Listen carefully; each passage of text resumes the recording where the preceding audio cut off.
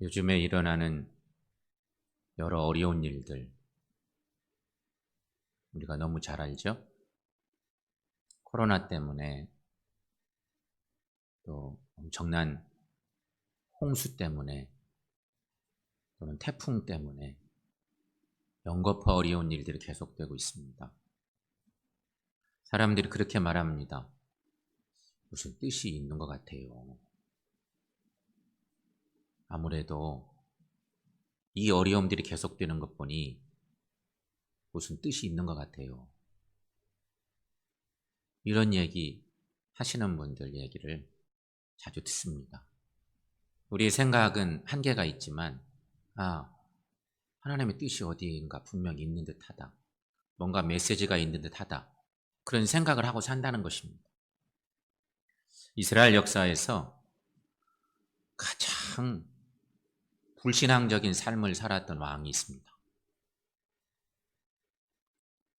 그 중에 대표적인 왕 꼽으라면 아합 왕입니다. 아합 왕이 하나님 뜻을 저버리고 한마디로 자기 마음대로 살았습니다. 불신앙적으로, 불충스럽게 살은 것이죠. 그런데 그때 활동한 하나님의 사람은 엘리야 선지자였습니다. 엘리야 선지자가 아합 왕에게 찾아가서 가뭄의 재앙을 경고하는 메시지를 전합니다. 하나님의 뜻입니다. 왕에게 찾아가서 이 나라에 가뭄이 될 것입니다. 하나님의 뜻입니다. 이런 경고성 메시지를 선포한 것입니다. 열왕기상 17장 1절 말씀에 있습니다. 오늘 본문의 앞본문 바로 앞단락에 있는 말씀이죠. 실은 거기서부터 쭉 읽어와야 스토리가 이어지는데 본문이 좀 길어서 좀 잘라내고 앞본문은 읽지 않았습니다. 거기 보면 엘리야가 아합에게 가서 말하기를 내가 섬기는 이스라엘 하나님 여호와의 살아계심을 두고 맹세하노니, 이 표현이 엘리야도 쓰고 있어요. 나중에 본문 속에 보면 사르밧 과부도 이 표현을 또 쓰죠. 내가 섬기는 이스라엘 하나님 여호와의 살아계심을 두고 맹세하노니 내 말이 없으면 수년 동안 비도 이슬도 있지 아니하리라 하니라. 이게 하나님께서 엘리야의 입술을 통해 선포하신 이스라엘 땅의 가뭄 경고 예언입니다. 이 선포했더니 그대로 예언이 바로 이루어진 것입니다. 가뭄의 재앙이 찾아왔습니다. 하나님이 지도 한번 올려보세요. 하나님께서 사랑하는 선지자 엘리야, 그 땅에 가뭄이 내렸으니 하나님의 사람 엘리야도 가뭄통에 고생하는 거지요. 뾰족한 수가 없잖아요. 하지만 하나님은 엘리야에게 아합 왕을 피해서 그릿시냇가에 가서 머물라고 말씀하시죠. 가뭄의 때에 아합 왕이 내버려 두겠어요? 엉뚱한 소리 한 곡 한 것 같으니까. 그래서 잡아 죽일 생각이죠. 그래서 결국 그릿시냇가에 가서 거기 머뭅니다. 요단 동편 그릿시냇가는 물이 있어서 엘리야가 도피 생활하기에 적당했습니다. 가뭄의 때에는 물이 필요하죠. 그곳에서 엘리야는 지냅니다. 먹거리도 없는 그때 하나님의 은혜로 까마귀들이 물어다주는 떡과 고기로 배를 채우며 가뭄의 때를 이겨내는 것입니다. 이거 철저한 하나님의 은혜의 일들입니다. 하나님의 도움의 시간들인 거죠. 그러나 가뭄이 계속됩니다. 하나님의 말씀이 임하기 전에는 가뭄이 끝나지 않아. 이 하나님의 뜻이 있는 거죠.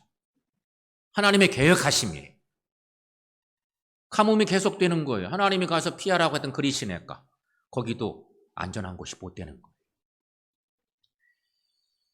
그러자 이제 하나님은 사랑하는 하나님의 사람을 위해서 새로운 도피처를 마련하십니다. 그곳이 바로 시돈 땅 사르밧 과부의 집이었습니다. 저기 지도에 사르밧이라고 써 있지만 그 주변에 큰 나라는 시돈이라고 하는 나라인 거죠. 시돈 땅에 시돈 나라의 사르밧이라고는 지역. 그렇게 되는 것입니다. 시돈은 이스라엘을 바알 숭배로 오염시킨 아합 왕의 아내 이세벨의 고향 땅입니다. 조국이죠. 아합 왕도 문제지만 아내를 잘못 맞이한 것이 문제였어요. 아내를 이방 여인을 맞이했는데 그가 바알을 숭배하는 여인이었던 거죠. 그러니 왕도 그 영향을 받았어요. 그래서 이런 재앙도 사실은 선포된 것이고, 바알 숭배 온상지인 시돈 땅 사르밧으로 하나님의 사람 이사야를, 엘리야를 피신시키는 하나님인 것입니다. 여러분, 생각해 보세요. 하나님이 피신하라고 한 곳이 그리시네가였어요. 거기 물도 많고 지내기가 좋았어요. 계속 가뭄이 더 계속되니까 멀리 피신을 시켰는데 하필이면 흉악한 이방 땅이야. 하나님의 선한 것을 찾기가 너무도 어려운 이방 땅으로 선지자를 보냈어요. 여러분, 하나님께서 시돈 땅에 엘리야를 도피시킨 이 일이 생각해보면 이해가 안 되죠? 놀라운 일이기도 하고 매우 이해 안 될 일이기도 한 것입니다. 하나님은 엘리야 선지자로 그 땅에 가서 이방 여인을 만나게 하셨고요. 심각한 가뭄의 때에 선지자 엘리야가 가난한 여인에게 요구한 것이 있고 또 그 요구에 죽도록 순종하는 사르밧 과부의 어떤 그 이야기를 만나는, 그게 오늘 본문의 얘기입니다. 그러므로 여러분, 오늘 우리는 이 말씀에서 하나님이 우리에게 주시는 신앙적 의미가 뭘까? 이 어려운 시대에 그 옛날 엘리야 시대 때 있었던 이 사건이 오늘 우리에게 무슨 메시지를 주실까? 이렇게 말씀을 들어가는 것입니다. 첫째, 우리가 생각할 거, 하나님은 위기에 처한 사람을 그냥 두지 않아야 하신다 하는 것입니다. 위기에 처한 사람, 하나님 내버려 두지 않으신다는 것입니다. 오늘 본문의 8절, 9절 말씀을 보시면 이렇게 말씀이 시작되죠. 여호와의 말씀이 엘리야에게 임하여 이르시되 너는 일어나 시돈에 속한 사르밧으로 가서 거기 머물라. 내가 그곳 과부에게 명령하여 내게 음식을 주게 하였느니라. 이미 하나님이 이방 여인에게 그 마음을 열어서 하나님이 조치를 다 취해 놓으셨다는 거예요. 선지자 엘리야를 위해서. 여러분, 엘리야 선지자가 아합 왕에게 하나님의 심판을 선언한 뒤에도 자기 사명을 다할 수 있었던 이유가 어디에 있을까요? 이제는 선포해놓고 그 뒤는 거의 죽음이에요. 왕에게 가서 탁 선포해놓고 피해 다녀야 되는 상황. 그런데 그런 어마어마한 예언을 선포하고도 사명을 계속 감당할 수 있었던 이유가 뭘까? 또한 3년 넘는 가뭄과 기근 속에서도 줄이지 않고 먹을 것과 쓸 것을 공급받을 수 있었던 이유가 뭘까? 그것은 여러분, 우리 하나님께서 하나님의 사람을 위해서 적재적소에 도움의 손길을 베푸셨기 때문이라는 것입니다. 이것이 오늘 본문에서 전하는 하나님의 귀한 메시지이기도 한 거죠. 그런데 여러분, 하나님의 이러한 도우심은 성경 말씀 보시면 오늘 말씀이 있는 것만이 아니고 성경을 보시면 성경 여러 곳에 거의 반복적으로 증거되고 있는 것이 사실입니다. 그 성경을 다 찾아볼 수는 없지만 우리는 이사야서의 말씀 속에서 한 가지 예를 찾아볼 수 있습니다. 하나님의 도우심의 손길은 사랑하는 주의 자녀들에게 적재적소에 임하고 도우신 하나님을 발견할 수 있다는 것입니다. 우리 하나님은 이스라엘 백성들을 사랑하시고 보호하시는 하나님이셨습니다. 특히 그 도성 예루살렘을 보호하시고 사랑하셨습니다. 이사야 31장 5절 말씀에 보시면 이런 본문의 말씀이 있습니다. 여러분 그 말씀 한번 읽어보겠습니다. 새가 날개치며 그 새끼를 보호함같이 나 만군의 여호와가 예루살렘을 보호할 것이라. 그것을 호위하며 건지며 뛰어넘어 구원하리라 하셨느니라.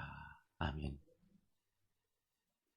여러분 이 말씀은 하나님께서 당신의 백성을 얼마나 보호하시고 지키시는지를 알게 하는 그런 말씀입니다.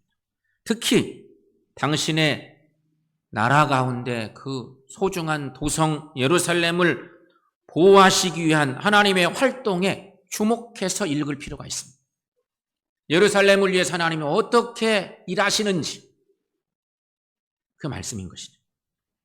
우리 성경은 이렇죠. 그것을 호위하며 건지며 뛰어넘어 구원하리라 이렇게 말씀하고 있습니다. 예루살렘을 호위하며 건지며 뛰어넘어 구원하리라 이렇게 말씀하시죠. 새번역 성경은 이렇게 번역해 놓고 있습니다. 새번역 말씀은 감싸주고 건져주며 다치지 않게 뛰어넘어서 그 도성을 살리리라. 하나님께서 이스라엘 백성들, 예루살렘을 얼마나 사랑하시는지, 얼마나 그 도성을 지키시기 위해서 일하고 계시는지, 역사하시는지를 보게 하는 그런 말씀입니다. 그렇습니다. 하나님은 어려움과 고난 가운데 있는 성도들을 결코 버려두지 않으십니다. 하나님은 필요할 때 필요한 것을 때마다 일마다 공급하시는 하나님이십니다. 하나님은 어려울 때 능력의 손길을 베푸시사 풍족한 도움을 주십니다. 하나님은 위기에 처한 당신의 자녀들을 감싸주고 건져주며 다치지 않게 인도해 주십니다. 성도 여러분, 엘리야를 지키시고 인도하신 하나님, 그리고 엘리야를 통해서 만나게 하시는 사라와 가부를 건지시는 이 하나님의 은혜가 오늘 예배하는 우리 모두에게 임할 수 있기를 축원합니다. 두 번째 생각할 것, 오늘 말씀 속에서 하나님은 사라와 과부의 모든 것을 요구하고 계시다 하는 것입니다. 엘리야 선지자는 시돈 땅에서 하나님이 명하신 그 여인을 만납니다. 하나님이 이미 다 말씀 주셨어요. 가봐라. 너를 위해서 너의 먹거리를 다 준비케 한 여인이 있다. 가서 만나라. 만났습니다. 만나게 됐어요. 선지자가 얼마나 허기졌을까요? 도망자 신세인데 하나님의 뜻을 선포하고 즉시 도망자가 돼요. 피난 다니면 안 되는 죽음이 늘 두려운 죽음의 문제로 하나님이 계속 일하고 계세요. 만났어요. 만나서 엘리야가 가장 먼저 한 얘기는 내게 좀 물 한 잔만 주시오. 내가 물을 먹어야 되겠어. 물을 가지러 막 가는 여인의 뒤통수에 아주 참 낯간지러울 정도로 떡도 한 조각만 있으면 좋겠어. 이런 부탁을 하는 것입니다, 여러분. 그래서 결국 물과 떡 한 조각을 요구하는 것입니다. 여인을 향한 엘리야의 요구는 평안할 때 같으면 이 먹거리는 너무 소소한 거죠. 평안할 때 같으면요, 이까짓 건 뭐 누구든지 줄만한 거 아니겠습니까? 물 한 잔과 떡 한 조각, 아무것도 아니죠. 그러나 당시 이 여인이 처한 상황을 감안해 보면 선지자의 요구는 그녀로서는 감당하기 힘든 요구입니다. 이런 상황을 우리는 잊지 말아야 되는 거죠. 그 이유를 12절을 말씀 속에서 확인해 볼 수 있습니다. 오늘 본문 12절 말씀, 여러분 12절 말씀 한번 읽어보겠습니다. 그가 이르되 당신의 하나님 여호와께서 살아계심을 두고 맹세하노니 나는 떡이 없고 다만 통에 가루 한 움큼과 병에 기름 조금뿐이라. 내가 나뭇가지 둘을 주워다가 나와 내 아들을 위하여 음식을 만들어 먹고 그 후에는 죽으리라.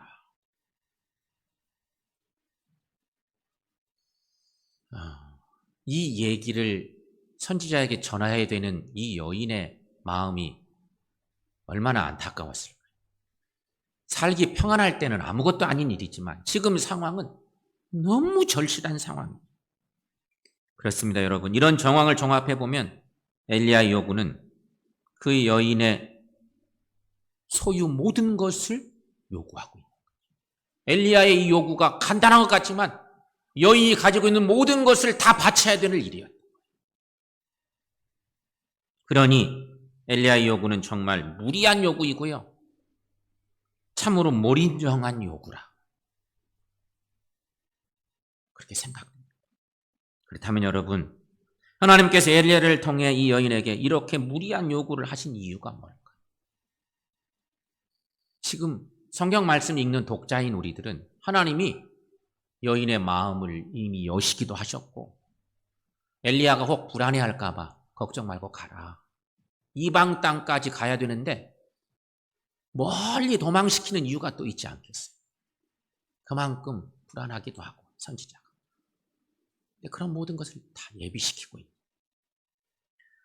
자, 여러분, 왜 이런 무리한 요구를 하게 하셨을까? 그 이유는 이 요구에 순종한 후에 이 여인이 이 요구에 순종한 후에 그녀에게 더 큰 축복을 채워주시려는 하나님의 계획인 것입니다. 또한 이런 순종을 통해서 그녀의 믿음을 견고하게 세우시기 위한 하나님의 방법이신 것입니다. 성도 여러분, 하나님은 나의 소유 중 가장 귀한 것을 요구하실 때가 있으십니다. 아니, 심지어 우리의 모든 것까지도 요구하실 때가 있으십니다. 우리는 이런 이야기를 하다 보면 늘 떠오르는 인물이 있습니다. 믿음의 조상 아브라함입니다. 하나님은 아브라함에게 그 인생의 전부였던 아들 이삭을 내게 바치라는 요구를 해오십니다. 여러분, 이 사건은 오늘 사라밧 과부가 겪고 있는 이 상황과 상황적으로는 똑같은 것입니다. 어떤 질량으로 따지면 비교 대상도 아니지만 절박한 상황으로는 똑같은 얘기입니다. 그런데 여러분, 아브라함은 이런 하나님의 요구에 순종합니다. 그렇다면 여러분, 아브라함이 하나님의 요구에 순종해서 하나님께 이삭을 드렸을 때 이삭이 죽었습니까? 그렇지 않았습니다. 하나님이 이삭을 보호해 주셨고 아브라함은 믿음의 조상으로 세우고자 하셨던 하나님의 뜻대로 더욱 하나님을 경외하는 신실한 하나님의 사람이 되었습니다. 그렇다면 여러분, 만약 이런 명령이 오늘 나에게 떨어진다면 나는 어떻게 할까? 하는 것입니다. 사라밧 과부에게 임했던 이 엄청난 일, 아브라함에게 임했던 이런 일들이 오늘 내게 하나님의 요구로 명령으로 임한다면 나는 어떻게 할 것 같습니까? 하나님의 요구에 결코 주저하지 마시길 바랍니다. 왜냐하면 우리에게 이런 요구를 하시는 하나님은 그냥 요구만 하시는 분이 아니라 요구 이면에 큰 축복을 예비해 두시는 우리 하나님이시기 때문임을 믿습니다. 그러므로 하나님께서 우리에게 요구해 오실 때 어떤 것을 말씀하시든지 아낌없이 내 것을 드리고 주님을 높이는 삶을 사는 우리 모두가 되시기를 축원합니다. 마지막 세 번째는 순종한 사람에게 하나님의 역사를 체험케 하신다 하는 것입니다. 엘리야 선지자가 사르밧과 아브에게 말합니다. 오늘 본문의 말씀에 보면 이런 말을 합니다. 엘리야가 사르밧과 아브에게 말하는 거죠. 두려워하지 말고 가서 먼저 나를 위해 작은 떡 한 개를 만들어 내게로 가져오고 그 후에 너와 내 아들을 위하여 만들라. 이스라엘의 하나님 여호와의 말씀이 나 여호와가 비를 지면에 내리는 날까지 그 통에 가루가 떨어지지 않고 그 병에 기름이 없어지지 않으리라 말씀하셨다. 라고 전하게 된 것입니다. 여인이 이 얘기를 들을 때도 얼마나 고민이 됐을까요? 인터넷에 보니까 어떤 사파가 있는데 저 사파를 제가 보면서 깜짝 놀랐어요. 아이들이 성경 동화 들을 때 사파로 올라감직한 그런 그림이죠. 여인의 얼굴이 두 개야. 하나님의 명령이 이미 내려져 와서 하나님의 뜻을 알고 있는 여인 같지만 계속 뭔가를 요구해 올 때 얼마나 힘들었겠어요. 이렇게 할까 저렇게 할까. 선지자의 말을 들을까. 아니야. 아들 먹거리 만들어줘야지. 이런 생각. 얼마나 힘들었을까요. 하지만 여인은 선지자의 말에 순종합니다. 놀라운 일입니다. 선지자의 말에 순종합니다. 15절 16절 말씀 보시면 15절 16절 말씀도 함께 읽어보겠습니다. 그가 가서 엘리야의 말대로 하였더니 그와 엘리야와 그의 식구가 여러 날 먹었으나 여호와께서 엘리야를 통하여 하신 말씀같이 통에 가루가 떨어지지 아니하고 병에 기름이 없어지지 아니하니라. 아멘. 그렇다면 여러분, 가뭄의 사르밧과 아브는 어떻게 지속적으로 일용할 양식을 공급받을 수 있었을까? 가뭄이 하나님의 명령이 떨어지지 않으면 가뭄이 끝날 수가 없어. 하나님이 계획하신 가뭄이었어요. 원인을 찾아가 보면 아방 때문이기도 해요.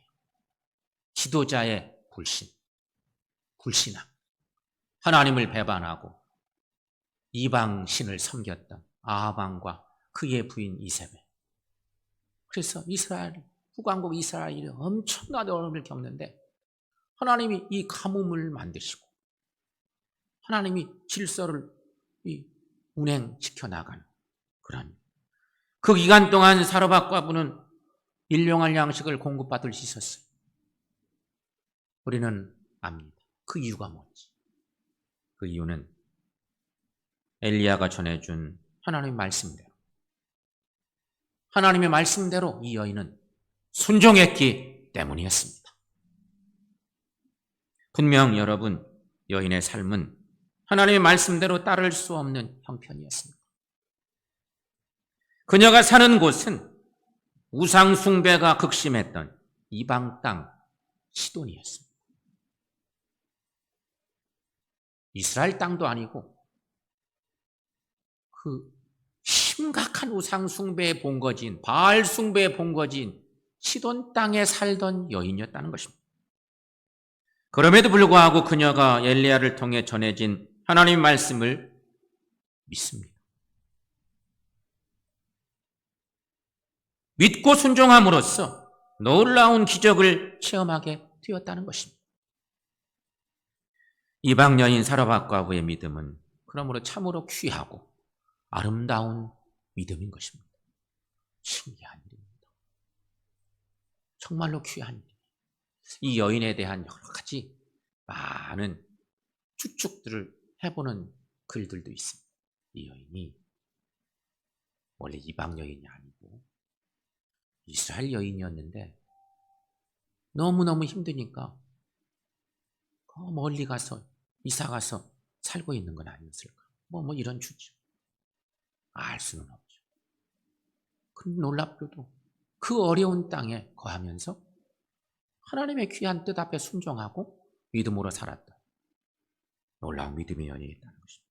성도 여러분, 이런 하나님의 역사는 하나님의 말씀대로 순종할 때 일어나는 것임을 기억하시고 순종하며 사시는 우리 모두가 되시기를 축원합니다. 열왕기하 5장 말씀에 엘리사와 나만 장군의 이야기를 우리가 거기서 만나볼 수 있습니다. 엘리야의 제자가 엘리사입니다. 이름이 비슷해서 그렇지만 엘리사 시대 때 나만 장군과의 있었던 그 유명한 이야기를 우리가 알고 있습니다. 나만은 안타깝게도 나병에 걸립니다. 그런데 나만은 여종을 통해서 듣습니다. 이스라엘 땅에 가면 엘리사 선지자가 있는데 그분에게 가면 주인님 병이 나을 것 같습니다. 이런 얘기를 그 집에 있는 몸종이 얘기를 해주는 것입니다. 나만 장군은 아람 나라의 군대 장관입니다. 이스라엘 땅의 더 위쪽에 있는 아람 나라. 시돈 땅보다도 훨씬 더 위쪽에 있는 거죠. 아람 나라의 군대 장관 출신이에요. 그러니 지위가 높은 사람이죠. 그런데 나병에 걸려서 너무 고생하고 있는데 여종이 그런 얘기를 하니까 귀가 얼마나 솔깃했겠어요. 나만이 갑니다. 이스라엘 땅을 찾아서. 선지자 엘리사가 당연히 나와서 반갑게 맞아주고 병도 고쳐줄 것이라고 생각을 했습니다. 나만이 그래도 자기 나라의 군대 장관 출신이고 지위도 높으니까 내가 선지자 찾아가면 아마 이 정도는 해주겠지? 이렇게 기대하고 간 것입니다. 그런데 선지자 엘리사는 나와보지도 않고 나와보지도 않아요. 그리고 종을 하나 시켜서 하나님의 뜻만 전달하게 하는 것이죠. 너는 가서 요단강의 몸을 7번 씻으라. 그러면 내 살이 회복되어 깨끗하리라. 이게 선지자가 전하는 메시지인 것입니다. 나만 장군은 그 상황을 겪게 되니까 기분이 확 상했습니다. 아니 내가 누구인데? 내가 이래봬도 우리나라의 군대 장관 출신인데 내가 종들을 데리고 이렇게 와서 선지자 집에 와서 이렇게 부르고 있으면 쫓아나와서 맞이해주고 잘 대접해주면서 기도해줘서 병도 고쳐줘야지. 속된 말로 코빼기도 안 보이고 종시켜서 이런 명령을 해? 기분이 확 상했어. 그래서 이제 에이 기분 상했다. 그래서 집으로 돌아갈 생각이었습니다. 집으로 가는 거죠. 그런데 종들이 간청합니다. 여럿이 따라온 종들이 얘기합니다. 선지자가 주인님께 큰 부탁한 것도 아니고 요단강에 가서 몸만 7번 담그면 된다는데 왜 그걸 안 하십니까? 성경 말씀 보면 아버지요 이렇게 얘기합니다. 주인님이라는 표현이죠. 아버지요. 종들이 하는 얘기예요. 아버지요. 큰일도 아니고 가서 몸 목욕합시다. 여기까지 왔는데 기분 나쁘시다고 그냥 가시면 안 되니 종들이 막 간청을 하는 것입니다. 열왕기하 5장 14절 말씀에 보면 여러분 저런 말씀이 있습니다. 여러분 함께 읽어보겠습니다. 나만이 이에 내려가서 하나님의 사람의 말대로 요단강에 7번 몸을 담그니 그의 살이 어린아이의 살같이 회복되어 깨끗하게 되었더라. 아멘. 여러분 우리는 살면서 자존심 때문에 문제가 생길 때가 많아요.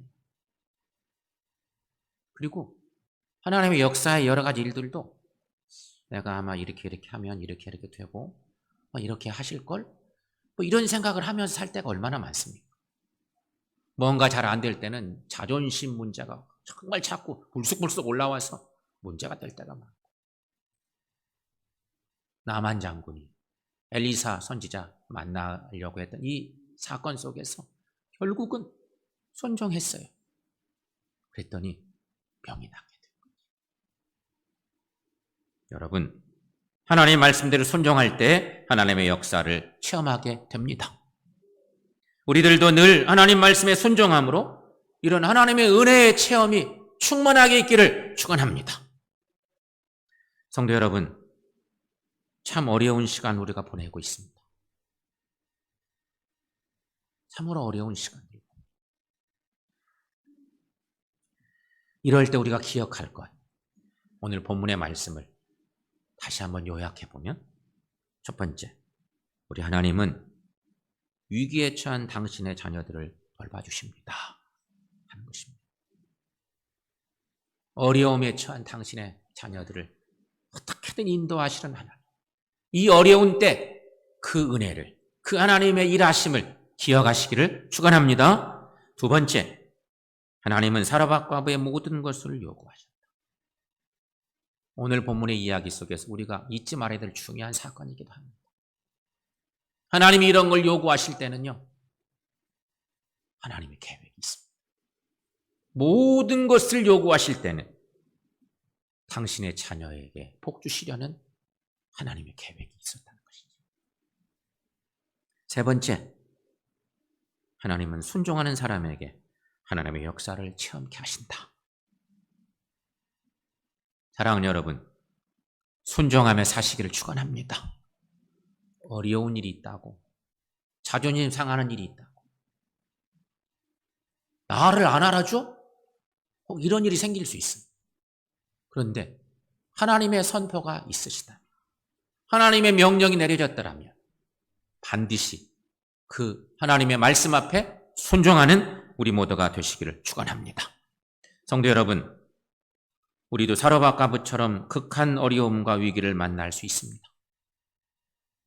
하지만 그때 우리가 기억할 것, 하나님은 하나님의 사람들을 도우신다. 하나님은 그 어려운 처지에 있었던 사라밧 과부를 도와주셨지. 이 사실을 기억하는 것입니다. 그리고 신앙생활 하는 거죠. 여러분, 우리들도 사라밧 과부의 믿음을 소유하십시다. 또한 믿음으로 하나님의 은혜를 체험하며 사는 우리 모두가 되십시다. 믿음은 곧 하나님의 은혜 체험과 연결이 되는 것입니다. 성경에는 이러한 믿음의 사람들 이야기가 수도 없이 나옵니다. 그런데 그들이 그 어려운 자리에 있을 때, 믿음의 결단을 할 때는 거의 대부분 너무 어려운 일이 있을 때였어요. 한결같이 더 이상 물러날 곳이 없어. 이거 아니면 거의 죽음의 상황들을 맞이할 때예요. 그때 하나님이 요구하시고 놀라운 은혜를 주셨다는 것입니다. 사랑하는 여러분, 그러므로 사라밧 과부처럼 어려울 때 더욱 빛나는 믿음의 삶 사는 우리 모두가 되고, 그런 일들을 통해서 하나님을 영화롭게 하는 삶을 사는 우리 모두가 되시기를 축원합니다.